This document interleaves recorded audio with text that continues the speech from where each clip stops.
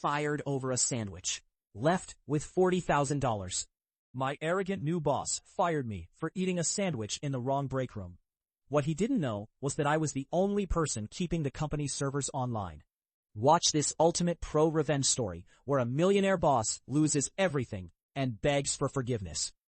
Imagine working for a company for 5 years, never missing a day, only to be fired because you ate your lunch in the wrong break room. My new boss, Mr. Henderson, thought he was an absolute god. He looked me in the eye and said, "You're nothing but a number. Pack your things." Well, today, that number just cost him his entire company. Here is how I legally took down an arrogant millionaire with a single email, and how he ended up begging on his knees for me to save him. Let me give you some background. I am a 28-year-old software engineer, and I worked for a mid-sized logistics company. I wasn't just any IT guy, though. I was the only IT guy who understood the ancient, custom-built database the company used to track millions of dollars in shipments. The system was a fragile house of cards built on outdated code. I had warned upper management for years that we needed an upgrade, but they always said it was too expensive. So I became the unofficial server whisperer. I was the only one holding the company's digital infrastructure together with digital duct tape and prayer. Things were going well until the owner's nephew, Mr. Henderson, was hired as the new vice president of operations. Henderson was a walking stereotype. He drove a sports car his daddy bought him, wore suits that cost more than my monthly rent, and treated everyone below him like garbage.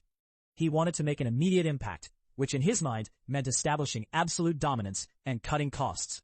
One Tuesday I was pulling a double shift because the legacy server had crashed at 2 a.m. By noon, I was exhausted. I grabbed my sandwich and sat in the executive break room. Technically, this room was reserved for senior management, but the regular break room was being painted, and the HR director had literally sent an email telling everyone to use the executive room for the week. I was taking my first bite when Henderson stormed in. His face turned completely red. "What do you think you're doing in here?" he snapped. I pointed to my sandwich. "Eating lunch. HR said we could use—" "I don't care what HR said," he interrupted, slamming his hand on the table. "This is for management. You are just a code monkey. Get out." I was too tired to argue, so I stood up to leave. But Henderson wasn't done. He wanted to make an example out of me in front of the other managers who were watching. "Actually, don't just leave the room. Leave the building. You're fired. Insubordination and blatant disrespect for company policy. Hand over your badge." I stared at him, genuinely shocked. "You are firing the lead systems architect over a turkey sandwich? You are completely replaceable. We'll have someone cheaper sitting at your desk by tomorrow," he smirked. I just nodded. I didn't yell. I didn't beg. I just said, "Okay, I want it in writing right now." He proudly marched me to HR, forced them to print my termination papers, and had security escort me out. As I walked out the door, I felt a strange sense of peace. I knew exactly what was about to happen. The legacy server I managed required daily manual maintenance. Without my specific command scripts running every 12 hours, the database would desync, meaning the warehouse wouldn't know where any packages were going. I enjoyed a nice, long weekend. I slept in. I played video games. Meanwhile, at my former company, all hell broke loose. On Thursday morning, the system completely crashed. According to my friends still working there, hundreds of delivery trucks were grounded. Millions of dollars in inventory were completely lost in the system. The cheaper IT guys Henderson brought in took one look at the ancient code and told him it was impossible to fix without the original architect. By Friday afternoon, the company was losing rough. $100,000 an hour in delayed shipments and penalties. At exactly 3 p.m. on Friday, my phone rang. It was Henderson. "Hey buddy," he said, trying to sound friendly, though I could hear the pure panic in his voice. "Listen, we had a little misunderstanding earlier this week. We are willing to let you come back and have your old job back. No hard feelings, right?" I smiled. "I don't work for you anymore, Mr. Henderson. I was fired for eating a sandwich, remember? I'm completely replaceable." Okay, look, the system is down. I need you to fix it. I will give you a $5,000 bonus if you drive over here right now."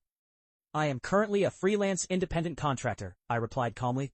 "My emergency consulting rate is $1,000 per hour, with a minimum guarantee of 40 hours, paid up front. Plus, I need a signed document stating I have full access to any break room I want." He exploded. "Are you insane? That's $40,000. I am not paying you that. That is extortion." "Okay, good luck with the servers," I said, and hung up the phone. 10 minutes later, my phone rang again. This time, it wasn't Henderson. It was the CEO, Henderson's uncle. He apologized profusely for his nephew's arrogant behavior. He sent me the $40,000 contract to my personal email within 5 minutes. I signed it, logged into the server remotely from my living room, ran my script, and fixed the entire system in exactly 15 minutes. Easiest $40,000 I ever made. As for Henderson, his uncle was so furious about the millions of dollars lost and the massive consulting fee he had to pay me that he fired his own nephew the very next morning. Henderson was escorted out of the building by the exact same security guard who had escorted me out just days before. And the best part? I heard he was crying as he carried his box of things to his expensive sports car.